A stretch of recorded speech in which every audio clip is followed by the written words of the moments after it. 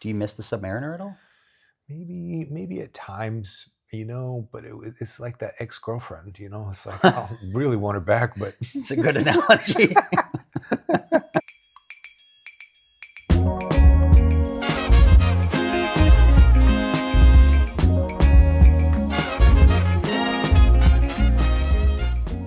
sorry, don't you want to introduce yourselves first?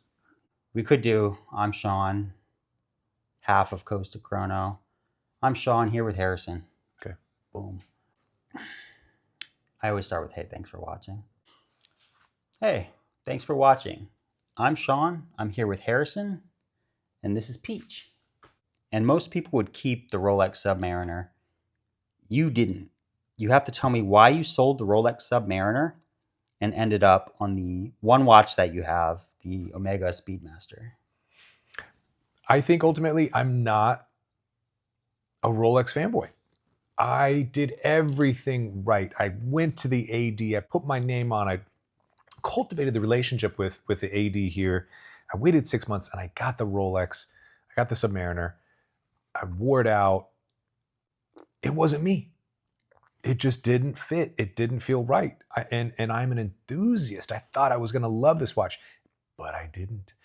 And then just the fact that it's just so recognizable, and it kind of feels like what someone who's not a watch enthusiast would wear. Mm-hmm. So everyone's going to buy a Rolex, and you didn't like that aspect. Yeah, I kind of felt like it wasn't me. It wasn't what I was going after. And one more thing, there was an issue with the build quality of the watch. I know it sounds weird. Dang. I'd never thought that was going to be an issue. I probably could have taken it back and gotten it fixed, but like, I just waited 6 months for this watch, and like, it's got a squeaky band. I'm like, wait, what? I'd be disappointed too. Yeah. So how long did you have to wait for the Rolex Submariner? You said about 6 months. I was on the list for 6 full months, going there every other week, talking to the AD. Schmoozing them. Schmoozing. And then you got it.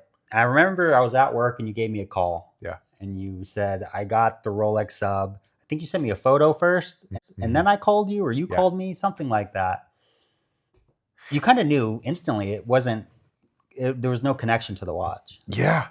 I think it's, there was a lack of feel. Lack of excitement. And there wasn't anything wrong with the pickup, with the sale, with the purchase. Mm-hmm. Nothing went wrong with it. I think just having it on was like, okay. Yeah. And you've had 2 different versions of the Rolex Submariner. You first bought one with a date. So I bought a no date first. And then you sold that one to a dealer. Yep, made a couple bucks, sold that one. Then waited in line for the sub with date, and then ultimately sold that one too. So you went through 2 different watches, realized Rolex might not be for you. Yep. So how did you end up on the Speedmaster? Because this is really your one watch. I think that I went to the Omega dealership, tried it on, felt a connection to it. The first thing that I really like about it is the movement. The movement of this is plus 1 or 2 seconds, not minus. Always on time or late. Never early. Mechanically, this watch is magnificent. It's a beautiful dial. I love the sapphire and the band. I mean, if we can just give a second to appreciate this band, but it's a work of art. So Dennis, who I share the channel with, also owns the Omega Speedmaster, and he comments how much he loves the band. Yeah. He loves that watch. He has the Hesalite version. You have the sapphire version. So why'd you go with the sapphire version over the Hesalite version? I think the Hesalite would have been cool. I think it's got more history and it ages really well. But the Sapphire Sandwich has the polished in between links and the band that adds just a little bit more pop. Mm-hmm. So it's not necessarily with the sapphire crystal. It's more to do with the polished links you get with the band. Yep. Yeah. The sapphire is a little tougher. Yeah. You also get to see it has an exhibition case back. Yeah. I think there's one other small detail. The Omega symbol on the Sapphire Sandwich is not black. It is silver and polished. So the sapphire has a polished Omega symbol at the 12 o'clock. Oh, okay, I didn't know that. Yep. One more small detail, but yeah. A little more refinement. So you have the one watch. I know you own a smartwatch, an Apple Watch. Some people would say that's a computer, so we're not going to really count that. You also have a watch that you inherited from your grandfather, a Cartier. It's a little more fragile, but this is really just the one watch that you've spent your money on. So it's a one watch collection. Yeah. Do you find that being versatile? How do you make it versatile? What do you wear like on the day to day? So this watch, I feel like I can wear with anything. I could wear a suit with it. I could wear it casually to work. I could wear it casually out to dinner, or, you know, honestly, just rocking some jorts down the street. You know, like it doesn't matter. Like it is a versatile watch. It's a versatile watch. It's never too flashy.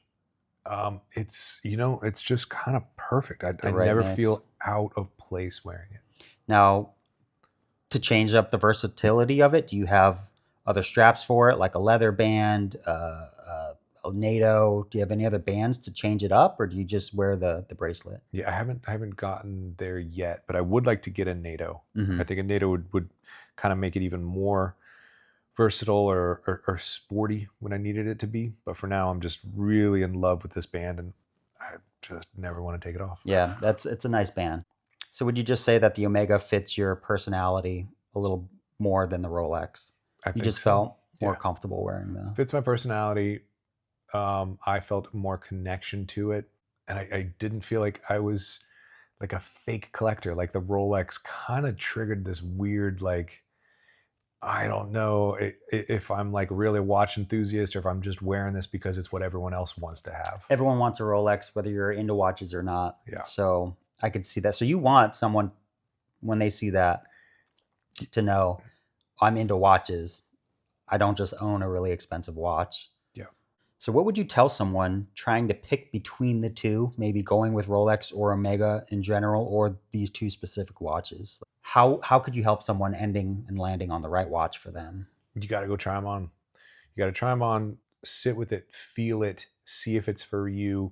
Go back to the store and then go back again. Like, it doesn't even matter how many times it takes.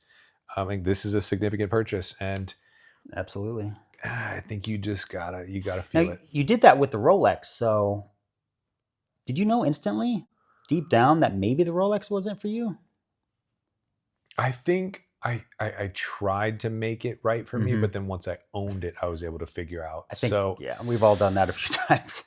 Yeah, I know honestly, I've done that. If you get there and you buy it and you don't like it, the great thing is Rolexes can be sold. So you're not up a creek unless you buy one of the precious metal ones. That's true. But then you got to know what you're getting into. Spend 40-something grand or whatever on that. That's crazy, but yeah, that is true. Rolex does hold their value. So you said, did you make a little money on the first one? Yeah, and didn't lose any money on the second? No, I made money both times. That's wild. Anytime you're getting into a sub for retail, you can make a little bit of money.